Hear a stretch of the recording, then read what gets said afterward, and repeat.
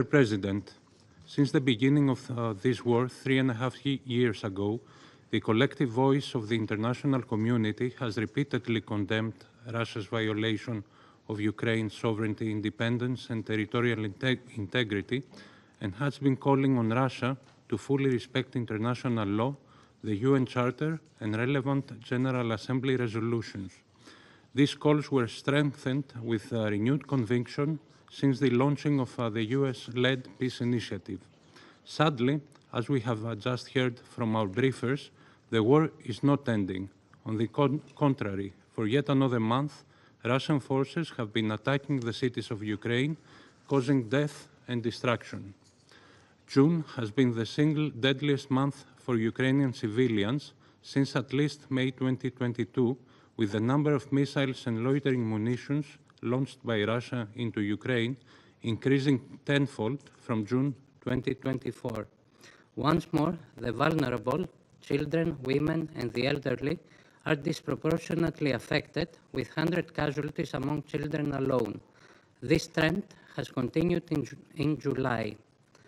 These attacks have inter alia targeted energy infrastructure and disrupted power supply to the Zaporizhia nuclear power plant for the first time since December 2023, further endangering nuclear safety. We note with extreme concern that according to the WHO, nearly 40% of all attacks against healthcare facilities worldwide this year took place in Ukraine, causing casualties among medical personnel and patients. We are likewise concerned about reports on the use of chemical weapons on the battlefield. Greece joins the Secretary General in strong condemnation of the latest severe attacks by Russia against civilian population and infrastructure in Ukraine, and we also condemn any attacks against civilians which constitute blatant violations of international law, including humanitarian and human rights law. Mr. President, this year's annual report of the Secretary General on Children and Armed Conflict verified a 105% increase in grave violations against the children of Ukraine, identifying for the third consecutive year the Russian armed forces and affiliated armed groups as responsible for these violations. These findings are compounded by this year's recently released Council of Europe's report on the human rights situation in the territories of Ukraine temporarily occupied by Russia, which demonstrates that Russia's war of aggression has continued to lead to immense human suffering. Mr. President, ensuring accountability is both a prerequisite for peace and a deterrent for further war. On that front, Greece welcomes the July 9th ruling of the European Court of Human Rights, in which the court held Russia unanimously accountable for flagrant and widespread abuses of at least 10 fundamental human rights in eastern Ukraine between 2014 and at least 2022. Greece also welcomes the signing of the agreement between the Council of Europe and Ukraine for the establishment of a special tribunal for the crime of aggression against Ukraine. Mr. President, we have long advocated for peace, which is long overdue. We welcome the 3 rounds of direct bilateral talks and the agreements on exchange of prisoners, including the most recent one on July 23rd. However, we regret that peace efforts have not produced any other tangible results and have eventually stalled. We reiterate that no peace effort can have any substantial results if hostilities continue. Therefore, it is imperative that any peace efforts should be approached in good faith, starting by agreeing to an immediate and unconditional ceasefire as the first step towards a comprehensive, just, and lasting peace, in line with international law and the UN Charter, and in full respect of Ukraine's sovereignty and territorial integrity. I thank you. I thank the representative of Greece for the statement. Now give the floor to the representative of the Republic of Korea. Thank you, Mr. President. At the outset, I also would like to thank ASG Yencha and ASG Msuya for their informative briefings and welcome the participation of Ukraine in today's meeting. Mr. President, as the war in Ukraine stretches beyond 1,250 days, the human, moral, economic, and geopolitical costs of this aggression continues to mount. Contrary to the hopes of many who yearns to escape from this dark tunnel, Russia is intensifying its relentless attacks, now deploying hundreds of deadly drones and missiles daily. Indeed, June marked the highest monthly civilian casualty toll in 3 years, with 232 killed and 1,343 wounded. The humanitarian situation in Ukraine continues to deteriorate, and civilian suffering is deepening. We reiterate that such large-scale and indiscriminate attacks on civilians and civilian infrastructure constitute a clear violations of international humanitarian law. The Republic of Korea once again strongly calls for a full, immediate, and unconditional cessation of hostilities to prevent further civilian casualties. In this regard, we support the recent call by the United States to achieve a long overdue ceasefire within 50 days. And we urge Russia to respond to this call, one that has been echoed by nearly every other member of the international community. Now more than ever, as the casualties continue to mount and the war shows no signs of abating, the urgency for a ceasefire is undeniable. We have already witnessed the concrete benefits of such a ceasefire during another major ongoing conflict. Although the humanitarian situation in Gaza remains dire today, earlier this year, during the fleeting ceasefire in Gaza, humanitarian conditions on the ground markedly improved. Hundreds of aid trucks were able to enter Gaza, delivering much-needed food, medicine, and other humanitarian supplies to suffering Palestinians. This clearly demonstrates that an immediate halt to hostilities is not merely symbolic. It is a vital step toward alleviating civilian suffering and creating the necessary space for diplomacy. On another front, we also take note of the third round of talks recently held between Ukraine and Russia in Istanbul to seek an end to the conflict and bring about sustainable peace. We do not expect a miraculous breakthrough from just a few meetings. However, we do hope for the restoration of normalcy for the innocent civilians who have endured more than 3 years of immense hardship. They need a respite from the terrible nightly drone swarms, now numbering in the hundreds each day. We believe the realistic path to ending this war and achieving lasting peace begins with a prompt ceasefire agreement, followed by a sustained negotiations supported by confidence-building measures such as prisoner exchanges and return of fallen soldiers.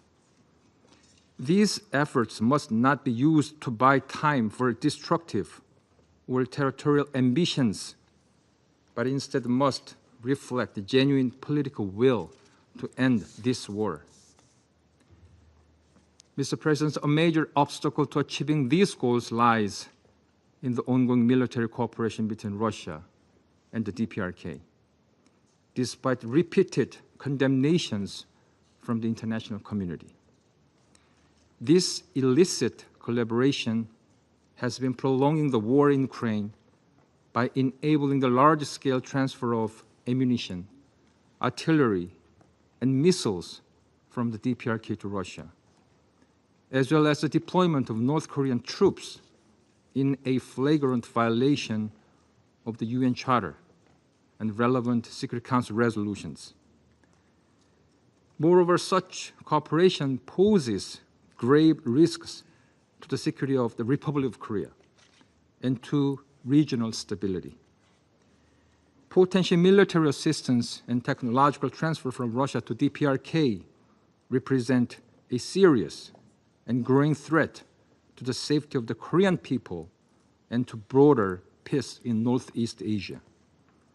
We reiterate that all forms of cooperation between Moscow and Pyongyang must fully comply with relevant Security Council resolution and international law. In closing, Mr. President, the international community can no longer afford to stand idly by while this senseless war continues. This is why we must come together, raising a united voice to demand an immediate ceasefire and pursue a just and lasting peace. We sincerely hope that those who initiate this war will heed the principled call of the international community. I thank you, Mr. President. Thanking the representative of Republic of Korea for the statement, I now give the floor to the representative of the United Kingdom. Thank you, President. And I'd like to thank ASG Yanka and ASG Monsieur for your informative briefings today. Colleagues, the world has rallied around President Trump's call for an immediate and unconditional ceasefire. Ukraine has agreed, and we echo that call again today. Yet week after week, night after night, we see the number of Russian assaults grow. June was the deadliest month yet, and July is on track to be even deadlier. This makes a mockery of the diplomacy that Russia claims to support.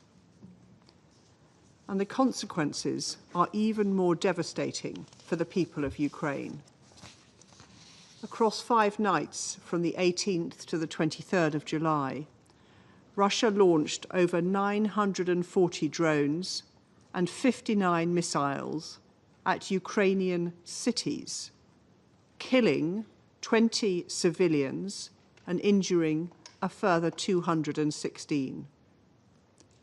Just days before, a record-breaking 728 long-range drones were launched on Ukraine in a single day. Since the start of the invasion, over 13,500 civilians have been killed and more than 34,000 injured. This includes more than 200 children killed or injured since March alone. We cannot allow ourselves to become desensitized to these figures. Behind each Russian strike, there is a person, a family, a community whose lives have been torn apart by Russia's brutal military invasion. The Shigids are one such family. On the 5th of June, as a Ukrainian firefighter arrived at the scene of a Russian attack on Chernihiv, he discovered that his wife, his daughter, and his grandson had all been killed. His grandson was only a year old. 3 generations lost to cold-blooded Russian brutality in just one night. This is not an isolated incident. Families like the Shigids are being torn apart across Ukraine and have been since February 2022. Russia has a clear and unqualified obligation to uphold the UN Charter. Russia also has an obligation to respect the Geneva Conventions and to the protection of civilians under international humanitarian law. There is simply no justification for brutal aggression like this. The reality is clear. Ukraine, a country illegally invaded by Russia, continues to show its commitment to peace. But President Putin prefers war. He is shunning diplomatic efforts made in good faith to bring an end to this horror, a horror of his own making. There is no ambiguity about what needs to come next. It is time for Russia to stop prevaricating and agree to an immediate and unconditional ceasefire as the first step towards a just and lasting peace. I thank you. I thank the representative of the United Kingdom for the statement. I now give the floor to the representative of Guyana. Thank you, Mr. President, for convening today's meeting. I would also like to thank Assistant Secretaries General Yencha and Masuya for the updates provided and for their work. In the 33 days that have elapsed since our last meeting on this topic, the situation on the ground has gotten considerably worse. The continuation of intense fighting in several regions and escalated attacks on civilian infrastructure continue to devastate civilian lives and drive displacement in Ukraine. Meanwhile, nuclear safety and security remain under threat, with the IAEA reporting yesterday that their team at the Zaporizhzhia nuclear power plant continues to hear shelling, explosions, and gunfire almost every day. Earlier this month, the site's training center was targeted in a drone strike, resulting in damage to its roof. Guyana deplores the ongoing attacks on or near nuclear power stations, given the risk of severe and indiscriminate harm that could result. We call on the parties to the conflict to eliminate such plans from their military strategies. Mr.